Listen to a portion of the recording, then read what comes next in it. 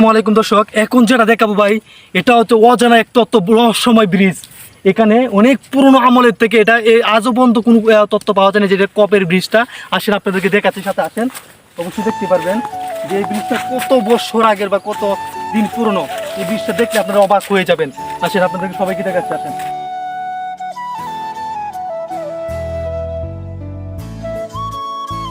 সেই ব্রিজ আছেন, আপনারা দেখাচ্ছি যে ব্রিজটা আমরা পাহাড় থেকে দেখতেছিলাম, যে পুরনো ব্রিজটা এই জায়গা আছে।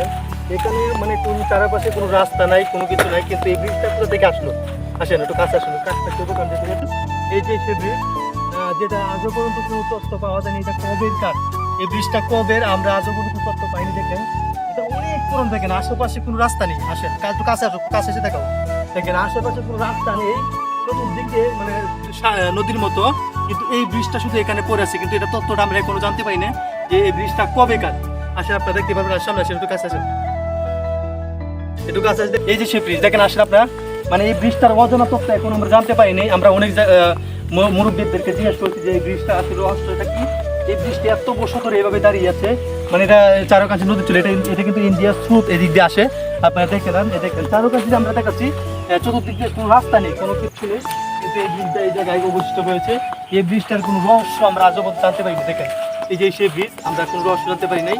এই ব্রিজটা চতুর্দিকে খালি, কিন্তু এই ব্রিজটা এই জায়গায় পড়েছে। আসলে এটা কি, কবে থেকে, কত সাল থেকে, আমরা কোনো লোক জিজ্ঞেস করবো এই ব্রিজটার রহস্যটা কি। আসেন এই জায়গায়, এদিকে কোনো রাস্তা নেই, এদিকে আসেন।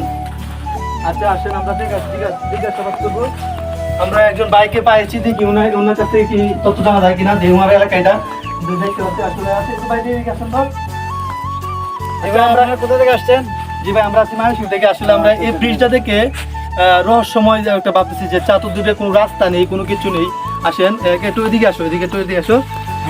এই ব্রিজটার চতুর্দিকে কোনো রাস্তা নেই, তবে এই ব্রিজটা এই জায়গায় অবস্থিত দেখতেছি, এটা মনে হয় নদীর মতো। তবে এই ব্রিজটার রহস্য আপনার কোনো কিছু জানেন? কতদিন আগের এটা? একটু কাছে আসো, একটু কাছে আসো। এটা ভাই বলতে গেলে অনেক দিন আগের, এটা আমাদের বাপ দাদার জন্মের আগের। এই পুলটা ছিল অনেক দিন যাবত, অনেক বলতে অনেক পুরাতন। ঠিক আছে, এদিক দিয়ে ইন্ডিয়া থেকে পানি আসতো, এখন বর্ডারে রাস্তা বন্ধ, যে কারণে পানি আসে না।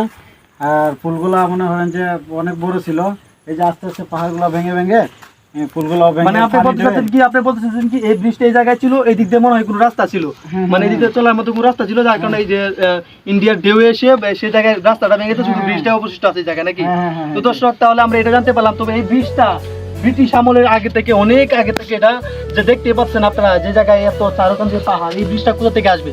এটা একমাত্র ব্রিটিশ ছাড়া কেউ করতে পারবে না। দেখেন চতুর্দিকে পাহাড়, আমরা দেখতেছি চতুর্দিকে পাহাড়, কিন্তু এই ব্রিজটা এই জায়গায়, এটা একটা রহস্যময় জিনিস, যার কারণে আমরা এখন জানতে পারলাম যে এই ব্রিজটার অনেক অনেক বছর আগে, ব্রিটিশের আগে, আরো বহুত আগে। কারণ আশেপাশে কোনো বাড়ি ঘর নেই, শুধু পাহাড় আর পাহাড়। তো এই ব্রিজটা এখানে কিছু থেকে আসলো, এবং ব্রিজের আশেপাশে কোনো কিছু নাই, নদী শুধু দেখা যাচ্ছে। এখানে দেখা যায় এই বালুগুলো দেখতে পাচ্ছেন।